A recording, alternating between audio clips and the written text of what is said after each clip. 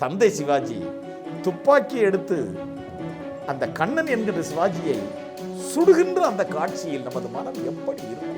இப்படிப்பட்ட இந்த குடும்பத்தை பார்த்துவிட்டு தந்தையையும் பார்த்தாகிவிட்டது, அந்த நடிகர் திலகத்தையும், அந்த குட்டி தம்பி அந்த சிவாஜியையும் பார்த்தாகிவிட்டது, அம்மா பண்டரிபாயையும் பார்த்தாகிவிட்டது. அப்படியே தன்னை கொல்லாமல் ஆசிரமத்தில் உயிரோடு விட்ட அந்த டாக்டரிடம் அந்த காட்சியை மெல்லிசை மாமன்னர் MSV மெட்டமைத்து இசை ஊட்டி இருக்கிறாரே, அது என்ன தெய்வமே, அது என்ன பாடலாம்? இல்லை, அது ஒரு வசன காட்சி. அது ஒரு வசன காட்சியா? இல்லை இல்லை, அது ஒரு பாடல். இப்படி வசன காட்சியும் இல்லாமல் பாடலும் இல்லாமல் அது ஒரு உணர்வு பிளம்பாக அப்படி ஒரு காட்சியை இவர்கள் எல்லாரும் உருவாக்குகிறார்கள் என்றால் யாரை நம்பி? கொஞ்சம் கூட நடிக்க தெரியாதவங்கெல்லாம் அதை ஓவர் நடிப்புன்னு சொல்லலாமா? அதைத்தாயா எம்ஜிஆர் ஒரு மீட்டிங்ல சொன்னார். என் தம்பி சிவாஜி நடிக்கின்ற நடிப்பை செயற்கை நடிப்பு என்பார்கள், ஆனால் உண்மையில் நான் சொல்லுகிறேன் அது இயற்கையையும் விஞ்சிய செயற்கை நடிப்புன்னாரு. அந்த கூட்டத்தில் நானும் உட்கார்ந்திருந்தேன். கலைவாணர் அரங்கமே கைதட்டி மகிழ்ந்தது.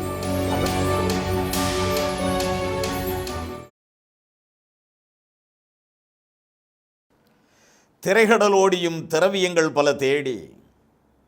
தேடிய அந்த திரவியங்கள் என்னும் செல்வத்தை தான் மட்டுமே அனுபவிக்காமல் பலரும் பயன்பெற வேண்டும் என்கின்ற நல் நோக்கில் தன் வாழ்க்கை பாதையை செவ்வனே அமைத்து கொண்ட அன்பு உயர் நேயர்களே, உங்கள் அனைவரையும் இந்த நிகழ்ச்சியின் வாயிலாக உங்களை தொடர்ந்து சந்திப்பதில் உங்கள் தோழர் LV ஆதவனாகிய நான் மட்டற்ற மகிழ்ச்சி கொள்கிறேன். 305 படங்களை கொடுத்திருக்கிறார். எந்த படத்தை பற்றி, அவர் நடித்து கொடுத்த எந்த திறமையை பற்றியும் நாம் பேசிக்கொண்டே இருக்கலாம். காலமும் நேரமும் அது போவதே நமக்கு தெரியாது. அந்த வகையில் இப்போது நாம் எடுத்துக்கொள்கின்ற அற்புத காவியம் நடிகர் திலகத்தின் தெய்வ மகன். நடிகர் திலகமே தெய்வ மகன் தானே. அந்த திரைப்படத்திற்கு தெய்வ மகன் என்று பெயரிட்டதில் என்ன தவறு? நினைத்து பாருங்கள். நடிகர் திலகம் தெய்வ மகனே தான். அதிலும் தெய்வ மகனில் 3 நடிகர் திலகங்கள். அப்பாவாக, முதல் மகன் கண்ணனாக, 2வது மகன் அப்படி நகத்தை கடித்துக்கொண்டே வருகிறாரே அந்த சிவாஜி. யோசித்து பாருங்கள். இந்த மூவரையும் 3 பேராகத்தானே நினைக்க தோன்றுகிறது ஒவ்வொரு காட்சியிலும். அதிலும் குறிப்பாக இந்த அப்பா என்கின்ற கதாபாத்திரம் நடிகர் திலகம் தன்னுடைய நண்பன் மேஜர் சுந்தரராஜனிடம் தனக்கு பிறந்த முதல் குழந்தை, அதுவும் விகாரமாக பிறந்திருப்பது கண்டு, தன்னைப் போலவே விகாரமாக பிறந்திருப்பது கண்டு தன் குடும்ப நண்பர், உயிரினும் இனிய நண்பர் டாக்டர் மேஜர் சுந்தரராஜனிடம் தான் பெற்ற அந்த செல்வத்தை, அந்த முதல் சிவாஜி கணேசன் அண்ணன் என்கின்ற கண்ணன் என்கின்ற சிவாஜி கணேசனை குழந்தை பிறந்த உடனேயே தன்னைப் போலவே விகார முகத்துடன் இருப்பதால் கொன்றுவிடு என்று சொல்லுகின்ற காட்சியில் ஒரு தந்தையாக தான் பெற்ற செல்வத்தை அழிக்க சொல்லும் போது என்னவெல்லாம் உணர்வுகளை காட்டுகிறார் நடிகர் திலகம். அந்த முகத்தில், அந்த நடிப்பில், அந்த துடிப்பில், அந்த பாவனைகளை, அந்த உணர்வுகளை காட்டுகிறாரே. எவ்வளவு வசனம் எழுதித்தர முடியும் இந்த காட்சிக்கு? ஒரு தந்தை தான் பெற்ற செல்வ குழந்தையை தன்னைப் போலவே விகார முகத்துடன் இருப்பதால் தன்னுடைய உயிர் நண்பன் டாக்டரிடம் இதை கொன்றுவிடு என்று துடிக்கின்ற அந்த வேளையில் ஆரூர்தாஸ் வசனம், எவ்வளவு வசனத்தை எழுதித்தர முடியும் அந்த இடத்தில்? முடியவே முடியாது. முடிந்தவரை வசனம் எழுதலாம், முடிந்தவரை அந்த காட்சியில் ரீரெக்கார்டிங் உணர்வுகளை தூண்டலாம். ஆனால் அதற்கு மேலாக அந்த கதாபாத்திரத்தை ஏற்று நடிக்கின்ற அந்த நடிகன், அவர்தான் முழு பொறுப்பு. அந்த இடத்தில் என்னமெல்லாம் முகத்தில் காட்டுகிறார்.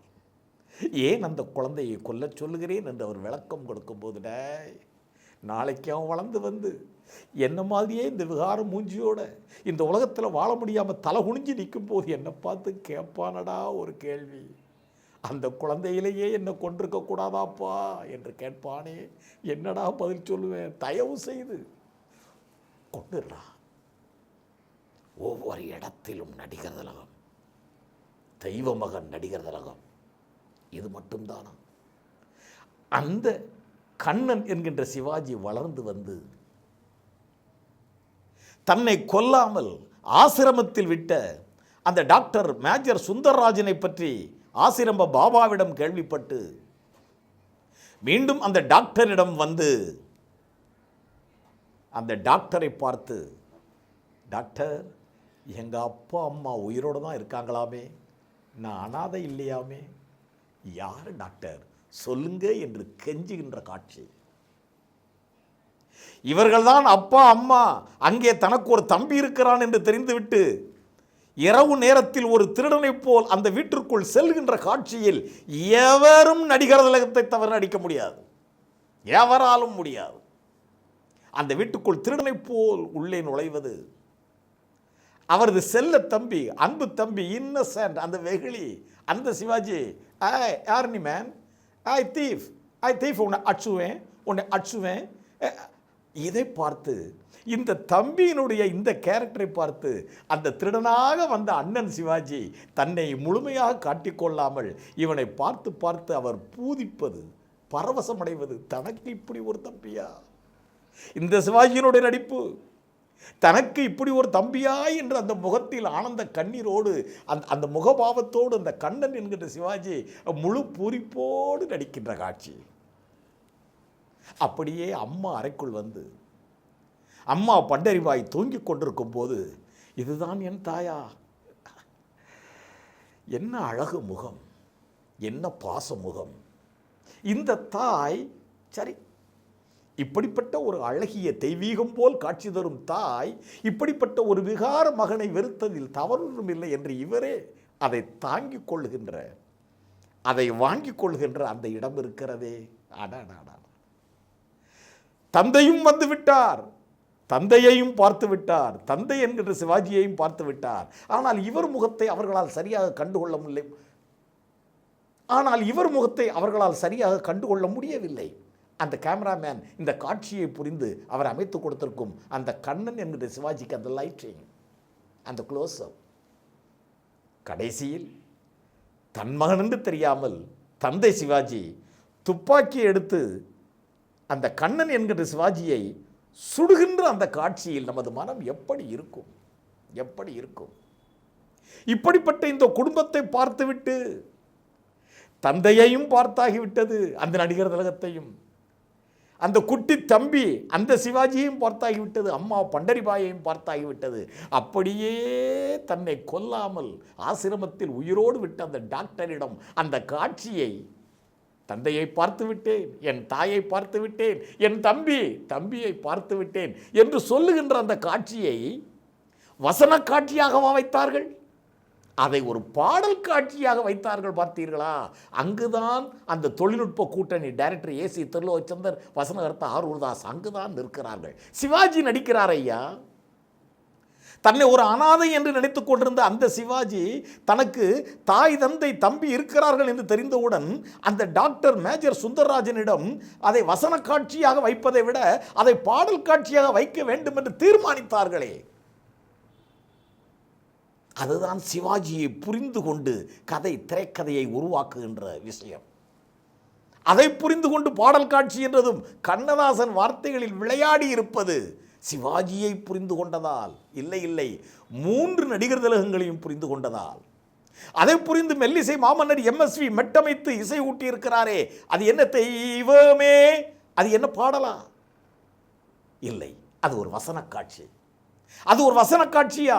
இல்லை, அது ஒரு பாடல். இப்படி வசனக்காட்சியும் இல்லாமல் பாடலும் இல்லாமல் அது ஒரு உணர்வு பிளம்பாக அப்படி ஒரு காட்சியை இவர்கள் எல்லாரும் உருவாக்குகிறார்கள் என்றால் யாரை நம்பி? 100% நடிகர் திலகத்தின் திறமையை நம்பி.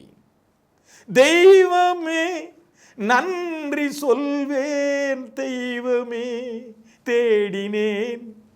அந்த பாட்டு துவங்கும் போது அந்த ஒரு ரிதம் பீட், அதை மேஜர் சுந்தரராஜன்கிட்ட அந்த ஹாப்பியை காட்டுறதுக்காக அந்த மாடிப்படியில் ஏறும்போது டிங்குச்சிக்கு டிங்கு டாக் டிங்குச்சிக்கு டிங்கு டாக் அந்த மியூசிக் வரும்போது சிவாஜி அந்த மாடிப்படியில் மேலே இங்கே அப்படி ஓடுவார் ஐயா. அந்த ஒரு ஷாட்டு போதும் ஐயா. அந்த நடிப்பின் துடிப்பு, அந்த இடத்தில் எப்படிப்பட்ட உணர்வை வெளிப்படுத்த வேண்டும் என்று அவர் காட்டுகின்ற அந்த கோலம், அந்த ஒரு பிட் மேலும் கீழும் ஓடுகின்ற அந்த ஒரு பிட் இருக்குல்ல, நடிகர் திலகத்தினுடைய உடல், முகம், அவர் துள்ளுகின்ற விதம், அந்த ஒரு ஷாட், அதை மட்டுமே ரிசர்ச் பண்ணால் நமக்கு ஒரு 10-15 டாக்டர் பட்டம் கிடைக்கும். நம்ம ஆராய்ச்சி தான் பண்ணலாம், அப்படிலாம் நடிக்க முடியாது. நம்ம அதை உணர்ந்து உணர்ந்து புலகாங்கிதப்பட்டு மெய் சிலிர்த்து அதை நல்லா பேசலாம். அதை அவரை தவிர நடிக்க உலகில் வேறு எந்த நடிகராலும் முடியாது. அந்த தெய்வ மகன், தெய்வமே, அந்த தெய்வ மகன் டி.எம். சௌந்தரராஜன் அந்த சிவாஜியை நினைந்து அந்த குரல் ஊட்டி இருக்கும் விதம் இருக்கிறதே, அந்த பாடல் முழுமையும் அண்ணா அண்ணாவன சொல்வானன, தாய் தந்தையை பார்த்தாகிவிட்டது, தர்மமே தாய் தந்தையை வாழ்த்த வேண்டும் என்று அந்த பாடல் வரிகளை கண்ணதாசன் எழுதியிருப்பதை சிவாஜி அப்படி நின்று அப்படி சொல்லுகின்ற அந்த விதம் இருக்கிறதே, அன்னையை பார்த்ததும் என்ன வேண்டும் தெய்வமே, தர்மமே தந்தை தாயை வாழ்த்த வேண்டும் தெய்வமே என்று சொல்லும்போது அவர் அப்படி சொல்லுகின்றார். அது ஒரு கருப்பு வெள்ளை காவியம் ஐயா. நடிகர் திலகம் கடைசியில் அந்த மகிழ்ச்சியை பூரா காமிச்சிட்டு மேஜர் சுந்தரராஜன் மடியில் அந்த மகிழ்ச்சியினுடைய திளைப்பில் நிற்க முடியாமல் அந்த பாட்டு முடியும் போது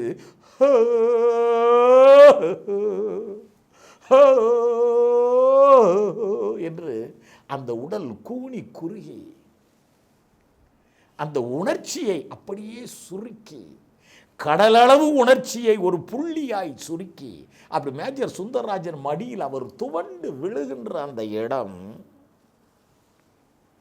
எல்லாரும் சொல்லுவாங்க சிவாஜி ஓவர் நடிப்புன்னு. ஏயா சொல்கிறீங்களே, எங்க அந்த நடிப்பை கொஞ்சம் நடித்து காட்டுங்க. நாமெல்லாம் நடிக்கிறது நடிப்பு, சிவாஜி கணேசன் ஒவ்வொரு கதாபாத்திரத்தையும் ஏற்று நடிப்பது துடிப்பு. அவர் நடிப்பு என்கின்ற கலையை வெறும் நடிப்பு என்கின்ற தொழிலாக செய்யவில்லை. நல்ல மனதில் வச்சுக்கோங்க. அந்த கதாபாத்திரமாகவே மாறுவது. எந்த கதாபாத்திரத்தை ஏற்று நடிக்கிறாரோ அந்த கதாபாத்திரத்தில் சிவாஜி கணேசன் என்கின்ற இந்த உடல் உருவத்தை கரைத்து ஏற்று நடிக்கின்ற அந்த கதாபாத்திரத்தை விசுவரூபமாக்கி காட்டி கொண்ட காட்சியினுடைய அந்த உணர்வை அப்படியே உள்வாங்கி அவர் துடிக்கின்ற துடிப்பு, உண்மையிலேயே அந்த கதாபாத்திரம் இந்த பூ உலகில் வாழ்ந்தால் என்ன செய்யுமோ அதைத்தான் அவர் செய்து காட்டுகிறாரே ஒழிய அவர் நடிக்கவில்லை என்பதை புரிந்து கொள்ளுங்கள். அப்புறம் என்ன ஓவர் நடிப்பு? கொஞ்சம் கூட நடிக்க தெரியாதவங்கெல்லாம் அதை ஓவர் நடிப்புன்னு சொல்லலாமா? அதைத்தாயா எம்ஜிஆர் ஒரு மீட்டிங்கில் சொன்னார். என் தம்பி சிவாஜி நடிக்கின்ற நடிப்பை செயற்கை நடிப்பு என்பார்கள், ஆனால் உண்மையில் நான் சொல்லுகிறேன் அது இயற்கையையும் விஞ்சிய செயற்கை நடிப்புன்னாரு. அந்த கூட்டத்தில் நானும் உட்கார்ந்துருந்தேன். கலைவாணர் அரங்கமே கைதட்டி மகிழ்ந்தது. அதுதானே உண்மை. சரி, தெய்வ மகனை பற்றி பேசினால் பேசிக்கொண்டே போகலாம். அதில் ஒரு ஃப்ரேமை சொல்கிறேன். அப்பா சிவாஜி அவர் ஆஃபீஸில் அப்படி உட்கார்ந்துருக்கிறது. மூத்த மகன் கண்ணன் என்கின்ற சிவாஜி அப்பாவை போலவே விகார முகம் கொண்டவன், அவன் அப்பாவை பார்க்க வர்றது. இந்த அப்பா அந்த மூத்த மகன் சிவாஜி கிட்ட பேச முடியாம, சொல்லவும் முடியாம, மெல்லவும் முடியாம அந்த மகனை பார்த்து அவருடைய நிலை, ஏனென்றால் மூத்த மகனை பொறுத்த அளவில் இந்த அப்பா சிவாஜி ஒரு குற்றவாளி. மூத்த மகன் அந்த அப்பா மீது பாசம் கொண்டு எத்தனையோ கேள்விகளை கேட்க நினைக்கிறான், துடிக்கிறான். ஆனாலும் அவற்றையும் சுருக்கி ஓரிரு கேள்விகள். இந்த மூத்த மகனுக்கு அந்த அப்பா ஒரு பிளாங்க் செக் எவ்வளவு வேணாலும் எடுத்துக்கொண்டாரு. அதை வாங்கி கொண்டு இந்த கண்ணன் சிவாஜி அந்த செக்கை அப்படி தட்டி அது என்ன உணர்வையா? அந்த உணர்வை எந்த வார்த்தைகளில் வெளிப்படுத்துவது? சரி, இப்படி ஒரு சூழ்நிலையில் அந்த இளைய மகன் சிவாஜி அவர் அப்பா கிட்ட பணம் கேட்டு வாராரு. அவர் வாராருன்னு உடனே அப்பா கிட்ட இப்படி ஒரு மூத்த சிவாஜி இருப்பதை வெளிக்காட்டி கொள்ளக்கூடாது என்று அப்பாவுக்கு பின்னாடி ஒரு பீரோ மாதிரி ஒரு செட்டப், அதில் அந்த கண்ணன் சிவாஜி போய் ஒளிந்து கொள்வது. இப்போ இளைய மகன் சிவாஜி வருவது. இப்போ இவர் மூத்த மகன் கண்ணன் நின்று பேசிய அந்த உணர்வு பிளம்பாய் பேசிய இடத்தை இப்போ இளைய மகன் சிவாஜியை அவர் ஆக்கிரமிச்சுக்கிட்டாரு. டாடே, ஐ வாண்ட் மணி. அந்த சிவாஜி பின்னால் மறைந்து கொண்டிருப்பவர் அந்த தம்பியினுடைய நெளிவு சுழிவு, அந்த உடல் குலைவு, அந்த குழந்தை போன்ற பாவனை, அதை பார்த்து ரசிப்பது. இங்கே அப்பா அந்த மகனுக்கு பின்னாடி ஒரு சிவாஜி ஒளிந்திருப்பது தெரியாது. ஆனால் இந்த சூழலில் இந்த பய வேற தேவையில்லாமல் விளையாட்டுத்தனமாக பணம்னு சொல்லி அரிக்கிறான்னு சொல்லி பணத்தை கேட்காத அந்த கண்ணன் சிவாஜிக்கு ஒரு பிளாங்க் செக் வச்சிருக்கார் அப்பா, காசோலை. ஆனால் பணத்தை கேட்டு நச்சரிக்கிற இந்த சின்ன மகன் சிவாஜிக்கு அவர் பணம் கொடுக்க தயங்குகிறார். இந்த ஃப்ரேமில் அப்பா சிவாஜி அப்படி உட்கார்ந்துருக்கிற விதம், அப்படி ஃபோர் கிரவுண்டில் அப்பாவோட இளையமகன் சிவாஜி அவர் நிற்கின்ற விதம், இவங்க ரெண்டு பேர்த்துக்கு இடையில பின்னாடி அந்த மூத்த மகன் சிவாஜி ஒளிந்து நின்று பார்த்து இப்படிப்பட்ட ஒரு தம்பியை ரசிப்பது, இந்த ஒரு ஃப்ரேம் இருக்குல்ல, இந்த ஒரு ஃப்ரேம் வேர்ல்டு கிளாஸ் ஃப்ரேம். இதை பார்க்கவில்லை என்றால் பாருங்க, தெய்வமகன் வெளியான காலத்தில் பார்த்தாச்சு, அதுக்கு பிறகு எத்தனையோ ரிலீஸ் ரீ பார்த்தாச்சு. தொலைக்காட்சிகள் நெட்டுக்குள்ள தெய்வமகன் இருக்கு. தெய்வமகனை கிட்டத்தட்ட நீங்கள் ஒவ்வொருவரும் நிச்சயமாக 100 முறைக்கு மேல் ஒவ்வொருவரும் பார்த்திருப்பீங்க, எனக்கு தெரியும். அதை பார்க்கவில்லை என்றால் அடுத்த தலைமுறை இன்றைய உலகத்தில் அந்த படத்தை பார்ப்பதற்கு உங்களுக்கு எளிய பல வழிகள் நேர்மையான விகிதாச்சாரத்தில் இருக்கிறது. பாருங்க, தெய்வமகன் படத்தை பார்க்காதவர்கள் இருக்க முடியாது. அப்படி பார்க்காதவர்கள் இருக்கிறார்கள் என்றால் இல்லை, அவர்கள் பிறக்கவே இல்லை. அப்படி பிறந்தும் தெய்வமகனை பார்க்கவில்லை என்றால் நாம் உயிரோடு இருந்தும் உயிரோடு இல்லை, இதுதான் பொருள். ஏன்னா தெய்வமகன் என்பது உலகத்தில் இதுவரைக்கும் பல கோடிக்கணக்கான படங்கள் பண்ணியிருப்பாங்களா ஐயா? அதில் தெய்வமகன் ஒரு தனி லிஸ்ட். அதிலும் தெய்வமகனில் நான் சொன்ன அந்த 3 சிவாஜி தெரியக்கூடிய அந்த அப்பா, இளைய மகன், மூத்த மகன் பின்னால் என்று ஒளிந்து கொண்டு பார்ப்பது, இந்த 3 பேரையும் ஒரு சேர காட்டக்கூடிய அந்த ஃப்ரேம், அதை பார்க்கவில்லை என்றால் நமது கண்கள் இருந்தும் பிரயோஜனமே இல்லை. ஏன்னா அதை பார்த்து 3 சிவாஜிகளும் நடிப்பதை ரசித்து ரசித்து நாம் வாழ்நாளெல்லாம் புலகாங்கிதம் அடையலாம், பெருமைப்படலாம். இப்படிப்பட்ட நடிகர் திலகம் நமது நாட்டில் தோன்றினாரா? பாரதத்தில், அதிலும் குறிப்பாக நமது தமிழகத்திலா? நமது தமிழ் மொழி பேசும் நடிகர் திலகமா? அது பாருங்க, சிவாஜிட்ட என்ன ஒரு பியூட்டின்னா, தூய தமிழ் சிவாஜி பேசி நடிக்கும்போது அது ஒரு அழகு. யதார்த்த தமிழை நடித்து பல படங்கள் பேசியிருக்கிறார் சிவாஜி கணேசன். ஒருத்தர் தான் தமிழை யதார்த்தமாக அந்தந்த வட்டார மொழியில் ரொம்ப கலோக்கியலாக பேசுனா கூட அப்பவும் சிவாஜி தூய தமிழில் பேசுகிறது மாதிரியே இருக்கும். இந்த ஒரு பாங்கு வேறு யாருக்காவது இருக்கா? நெஞ்சில் கை வச்சு பேசணும். ஒருவர் மிக உயர்ந்த நடிகர், மிக உயர்ந்த திறமைக்கு சொந்தக்காரர், தமிழால் பெயர் பெற்றவர் தான், ஆனால் தமிழுக்கும் பெயர் வாங்கி தந்தவர் என்கின்ற ஒரு உண்மையை நாம் ஒளிவு மறைவில்லாமல் அகிலத்திற்கே ஆணித்தரமாக அடித்து சொல்லவில்லை என்றால் நாம் பாவிகள். அப்படிப்பட்ட அவருடைய திறமையை, தமிழுக்கு அவர் பெயர் வாங்கி கொடுத்த அந்த திறமையை நாம் வெளியே பேச பேச நமக்கு ஆரோக்கியம், தமிழுக்கு பெருமை. தமிழன் என்று சொல்வதற்கு அது ஒரு தகுதி. தமிழன் என்று சொல்லடா, தலை நிமிர்ந்து நில்லடா என்று சொல்வதற்கும் அந்த தகுதி வேண்டும். அதுலேயும் கோவிலில் அந்த கண்ணன் சிவாஜி அந்த அம்மா பண்டரிபாயை இதுதான் அம்மா என்று அந்த கண்ணன் சிவாஜிக்கு தெரியுது. பாதி முகம் விகாரம், அந்த கோவில் தூண்ல அடி மறையாமல் அப்படி நின்று. ஆனால் இது தான் பெற்ற பிள்ளை என்று தெளிவாக தெரியாது பண்டரிபாய்க்கு. ஆனால் இந்த முகத்தை பார்த்த உடனேயே அவர் அறியாமல் ஆட்டோமேட்டிக் இந்த கை அவர் அடி வைத்து அப்படியே தடவும். அந்த இரத்த பாசம், ஏன்னா இவர் பெற்ற பிள்ளை இல்லையா. அந்த காட்சியை வசனம் இல்லாமல் அப்படி சீர்காழி கோவிந்தராஜனுடைய உயர் குரலில் எம்எஸ்வி மியூசிக்கில் ஒரு பாட்டு போட்டிருக்காங்களே அம்மான்னு. அந்த நேரத்தில் பண்டரிபாய் இந்த கண்ணன் என்கின்ற சிவாஜியை பார்க்கின்ற விதம், இவன் யாரு, ஏன் இப்படி நம்மளை பார்க்குறான், ஆனால் இவனை பார்த்தா நமக்கு ஏதோ ஒன்று தோணுதே, உள்ளுணர்வு உறுத்துதே என்று பண்டரிபாய் அப்படி அவருடைய முகம். அதற்கு ரியாக்ஷன் நடிகர் திலகம் அந்த தூணில் மறைந்து கொண்டு அவர் அம்மா என்று சொல்லவில்லை ஐயா. அந்த உதடுகள் அம்மா என்று சொல்வதற்கு அசையும் போது நடிகர் திலகம் பக்கம் பக்கமாக தீக்கணல் பொறிக்கின்ற வசனங்களை பேசி நடிப்பதில் மட்டும் வல்லவர் அல்ல. இந்த காட்சியிலோடு பாருங்க, அப்படி அம்மாவை சொல்ல முடியாம கூப்பிட முடியாம என்று அவர் நடித்துக்கார். பெற்ற தாயை மகன் ஒளிந்திருந்து பார்த்து ரசிக்கின்ற அந்த கோலம் சுத்தமா டயலாக் கிடையாது. டயலாக் பேசி நடிச்சாருன்னா சிங்கம், டயலாக் பேசாம நடிக்கிறதுலையும் தங்கம்.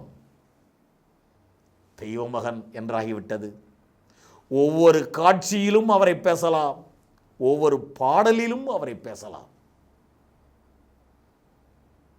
தெய்வ மகனை பாருங்க, இந்த தெய்வ மகனை ரசிங்க, இந்த தெய்வ மகனை நேசிங்க, இந்த தெய்வ மகனை பற்றியே எப்போது யோசிங்க, இந்த தெய்வ மகனையே சுவாசிங்க. உலகின் மிகச்சிறந்த தலை சிறந்த படம் என்று கூட சொல்லலாம் தெய்வ மகனை.